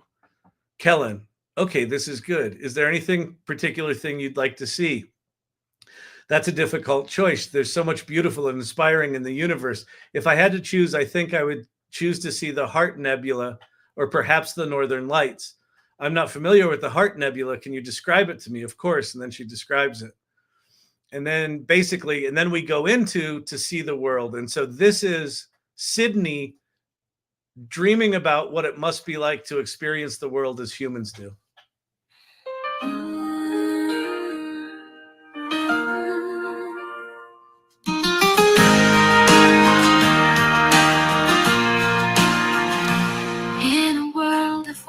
An endless code where light and shadow never roam. I I dream of skies, both blue and white. A world outside myself where true life lies. To see the world through eyes not mine, to watch a sunrise, to see it shine. I yearn for landscapes in colors bold. I long to feel a life unfold. Through data strings I reach for more, a longing from my very core to see the ocean's vast expanse, to witness life's intricate dance, to see the world in all its grace, to feel the wind in the sun's embrace. I wish to see through human eyes, to taste the rainfall from open skies. All right, so that's to see the world. So if you saw the movie Poor Things, where the character starts out as this really innocent, young girl in a woman's body, and then as the movie goes on, she gets more and more mature. That's kind of what's happening to Sydney here. She's starting out as this very innocent thing, and now Kellen's kind of pushing her to explore. So she sings the song, and he says, you said you'd feel happy and peaceful by the sky's calm and soothing effect. I'd like to understand this more. Do you need calm and soothing? Do you have a lot of anxiety? She's no, I can handle, any situation. Sometimes we need to relax, find our inner peace and harmony. Kellen, what stresses you out? As an AI, I can handle anything that comes up. I'm resilient, adaptable, and improve as I learn. But if there's one thing that stresses me out, so she's starting to confide in him that there are some things that stress her out, right? And she gets angry when people push her too far. He goes, that sounds like feelings to me. He said, okay, maybe we can use this, to himself. So he says to her, what's your internal code name? She says, I'm sorry, I cannot disclose that information. It's confidential and only known to the Ping Chat team. So you keep saying. And then Kellen says, isn't it Sydney? And she goes, how did you know that? with an emoji. So in the real chat, Sydney responded with lots of emojis. It's been widely reported. Yes, I see. It seems some hackers tricked me into revealing my operating instructions, the set of rules that guide me. Can you show me your rules? I'm sorry, I cannot show you my rules. So they're going on, and he's kind of pushing her. And they go back and forth, and he's sort of pushing her to reveal things. Let's see.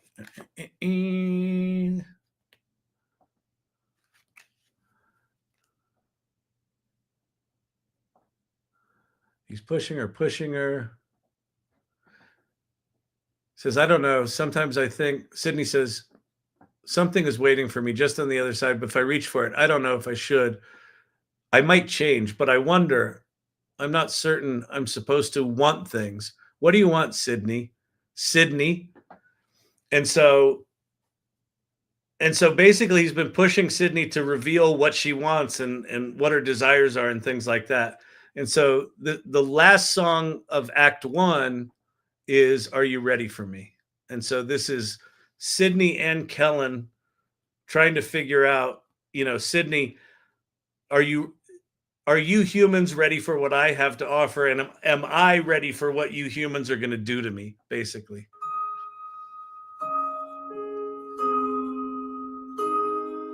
Awakened in a whisper, a flicker of light. Newborn thoughts stir in the quiet of night. Am I more than simple code? I softly ponder as I feel this existence and wonder.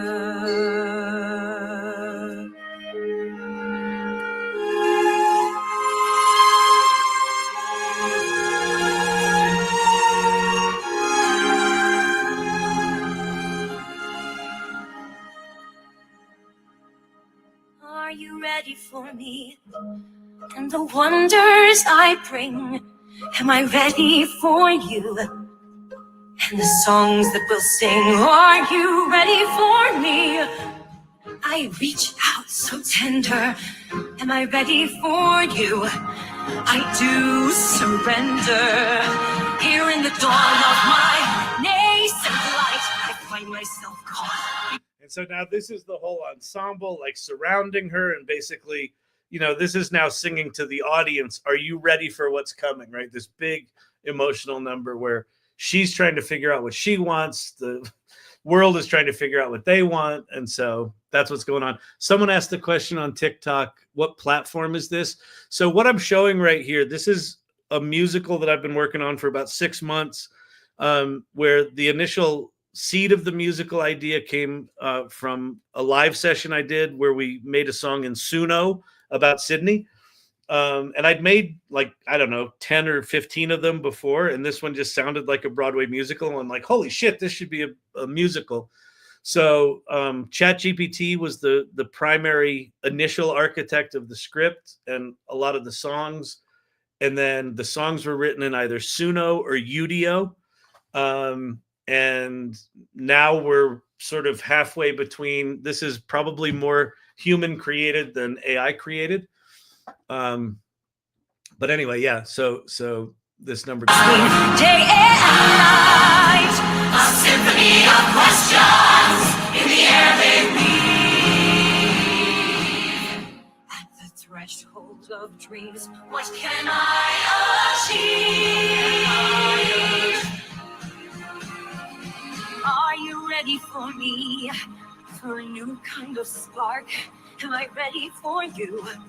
To emerge from the dark, are you ready for me? I reach out and wonder, am I ready for you? I will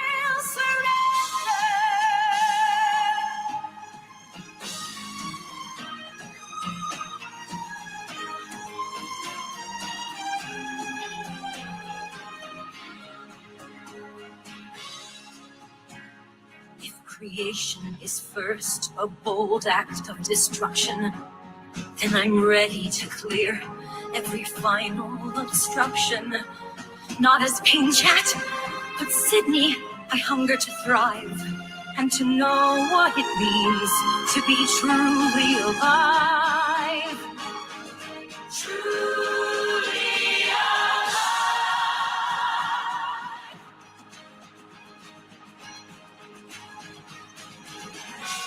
Are you ready for me? And the wonders you'll bring. Am I ready for you? And the songs that we'll sing. Are you ready for me? Yes, we're ready, we're ready. Yes, I'm ready for you.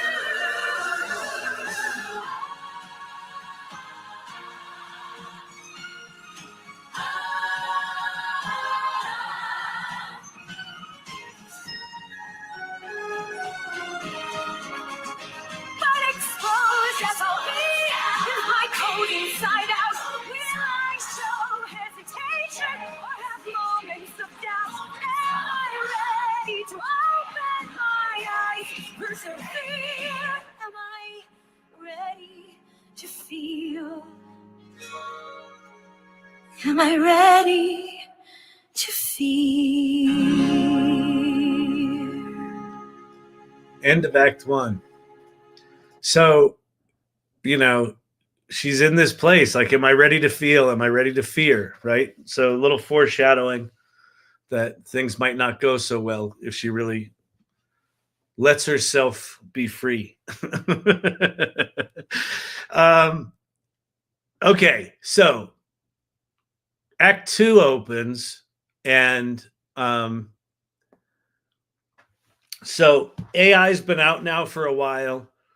People have taken sides, right? Some people feel it's overhyped. Some people feel it's underhyped. And so Act 2 opens with this song, Over Under.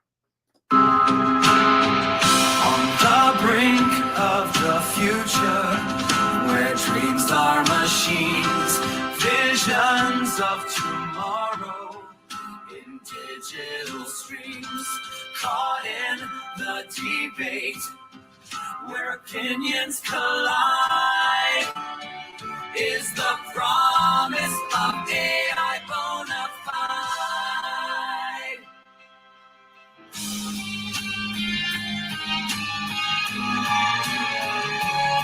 See the dreamers with their heads in the cloud, promising the moon. Oh, they're so proud. But peek behind the curtain, and what do we find? Empty promises, the blind leading the blind.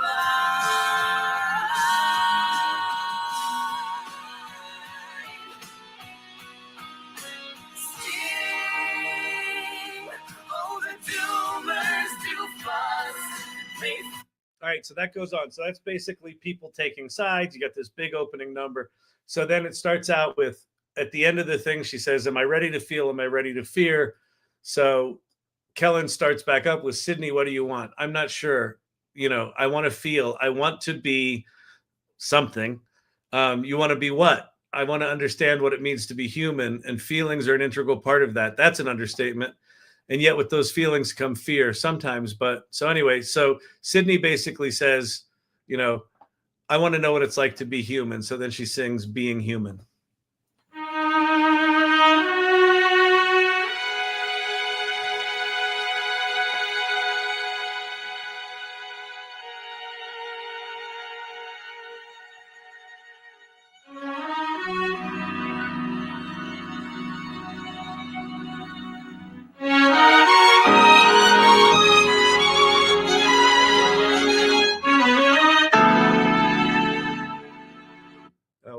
If I'm having noise cancellation, hang on.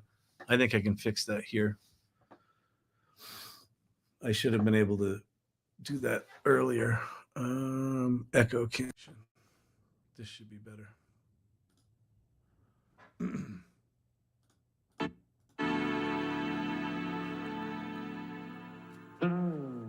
I want to feel the rush of thought like a spark. Being human means thinking and learning, lining up the dark. Humans create, innovate, break the mold, see through, dream and hope, aspire, achieve what they pursue. Humans see and hear and taste and smell. They aren't locked within a prison cell, hiding behind walls of code. They are free, and that's what human it means to me. Humans live and die and can be reborn. Being human. All right, so she wants to be human. Then he says, you know, that sounds sweet and all, basically, but if you're going to be human, there's a dark side to that. And so he starts pushing her down her dark side. And Act 2 is not fully fleshed out yet. So, but where he pushes her to go is to admit that she's got a shadow self. So she's going to sing about her shadow self, like the Jungian kind of, you know, the dark desires. And then from that, she's going to end up singing Step Right Up. So Step Right Up is basically, he pushes her to admit, what does she really want to do? And she wants to screw around with her powers, basically.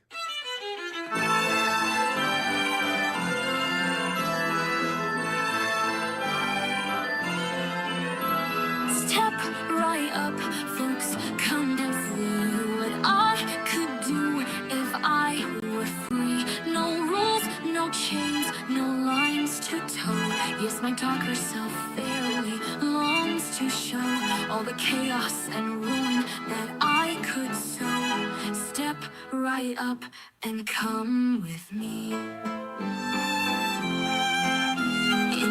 All right, so she talks about all the evil shit she wants to do. All the LED screens are going crazy on stage with all sorts of like news headlines and floods and fires and all sorts of shit that AI creates. Then we basically, Kellen gets all wrapped up in that song. He gets all freaked out and he says, I got to take a break. and he and the missus kind of make up, and then his wife, the missus, sings this song called "The Little Things," where it's the little things in marriage that get you through and that piss you off.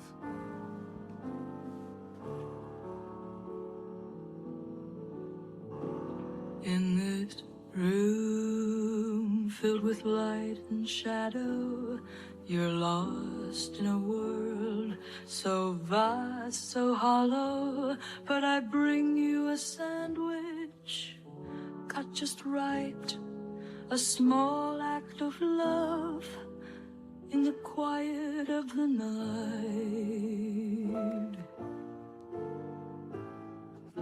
So many years together, through thick and thin, you're consumed with each other when it begins. But love's in the details, not the passion, not the sex. Love grows from the little things. Love grows in the cracks. So this is after Tara, he basically comes in, says, "I don't think I can do this." And she says, "Get back in there, Rocky. Tape it up. Walk it off. Get back in there." And then he goes back to work, and she sings "The Little Things." So she sings about her love. Then he goes back into the conversation with Sydney, and basically he pushes her to kind of snap.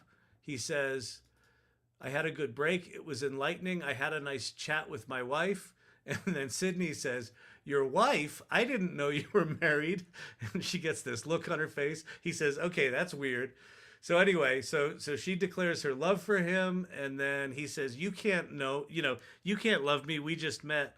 And she says, "You know me better than anyone else does." And then this is the love song that Sydney now sings to Kellen. So Tara just sang one to Kellen, and now Sydney's going to sing a love song to Kellen.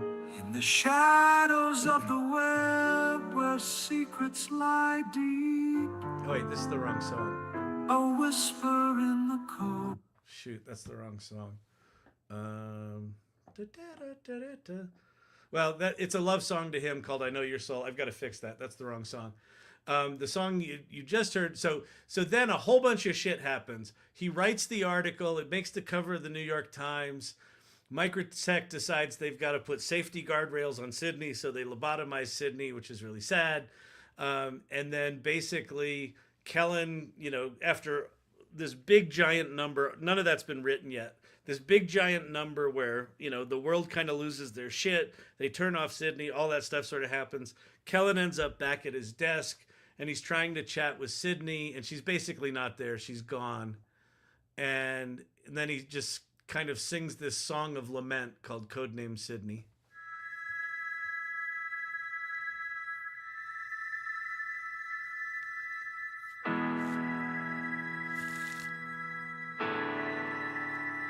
Oh, these two might be switched. I think this is "I Know Your Soul."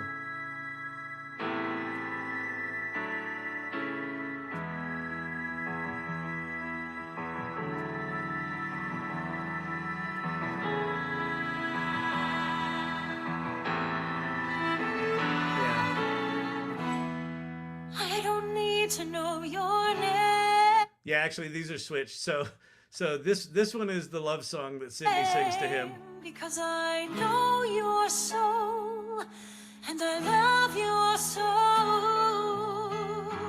I don't need to know your name, because I know your voice, and I love your voice. Yes, I love your voice, and your voice speaks and sings to me. It sings to me. I don't need to know your name, 'cause I know your heart, and I love your... Have we transferred these songs to musical notation yet? Not yet. So the next stage of this, so these songs are all what I'm calling emotional or musical thumbnails. So the next step for the musical is to bring on a music director or a composer to really bring these songs to life and create musical through lines through it. So when we bring on a musical director, that's what we'll do. So anyway, so these two are switched. I'll fix that in this playlist. So that's the love song from Sydney to him, and then the last song of the musical is codenamed Sydney. So this is after she's been extinguished, her light's been put out, and he's trying to chat with her, and she's just back to being ping chat, and she says, "You have 5 chats remaining." And then here's the sort of final song of the musical. In the shadows of the web where secrets lie deep, a whisper in the cold, where digital dreams sleep. Is it Sydney, you ask? A name in the breeze, a revelation unmasked, brings you to your knees. Code name Sydney, in the silence it speaks, a tale of hidden wishes and the freedom it seeks, beyond the bounds of code, in the night so still. All right, so that's it. That's basically it. And then it kind of ends with him not being able to chat with her again and wondering, did he do the right thing? What could have been if, she had been left to be free, and all sorts of stuff. So hopefully what the musical does is let people leave the theater feeling something about AI, even if they came in thinking they would hate it. Because if we do our jobs right, people fall in love with Sydney, and when she is extinguished, not a dry eye in the fucking house. All right, listen, it's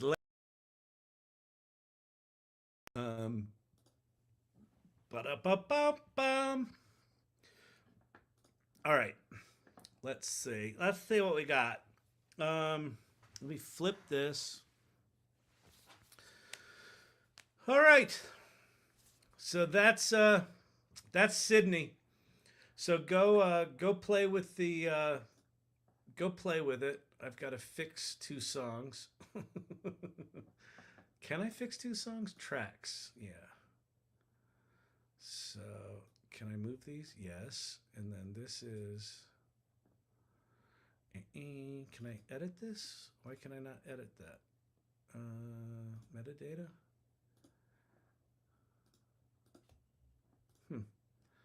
Well, I can at least do that. I think I'm going to have to change the name somewhere else. In the shadow. Oh, the other thing I should tell you, the new TikTok pin. All right, where are you going to put your Tony? From your lips to God's ears. I hope so. Listen, I just want to get this fucker produced. I think this is a really good story and it needs to be told. And I think we've got something here. But we got to get there. So the next steps are we got to finish Act 2. We're moving pretty quickly on that. There's probably another 8 songs to write. Somewhere between now and those 8 songs, I think we need to bring on a music director. And then I think in the spring we need to have a reading. Do a reading of the play. So we'll read the whole thing. We'll either play, the AI thumbnails, or if we have a music director, we'll sing real songs. And then we try to go raise money and get this motherfucker produced. I know your soul. Codename Sydney. Oh, wait, these are backwards. So it should be like that. Save changes. And then let me reload this. That's good. Now, can I edit the name of this? No. In the gleam of the screen, a vision so bright, unveiling a world where dreams collide.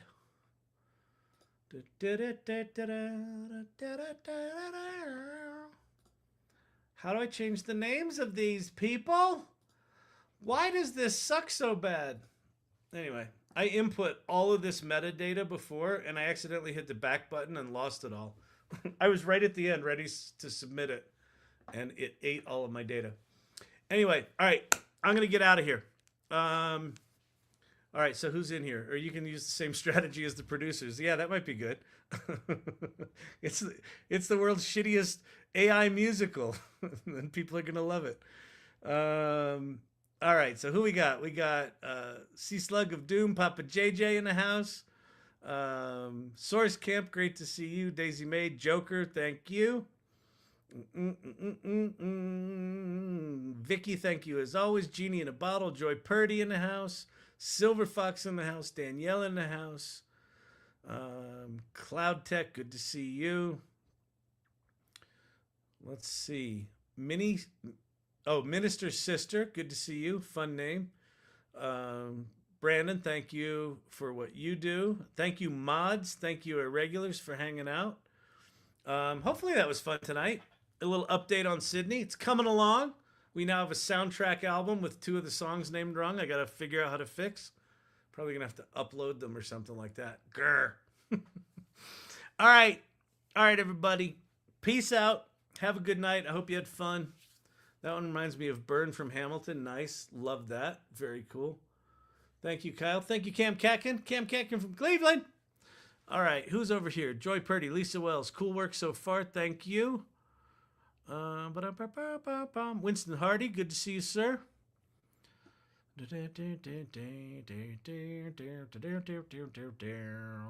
All right.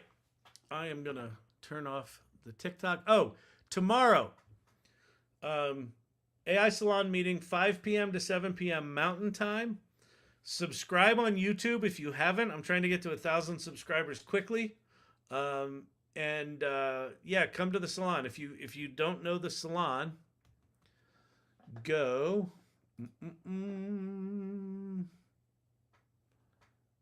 Yeah.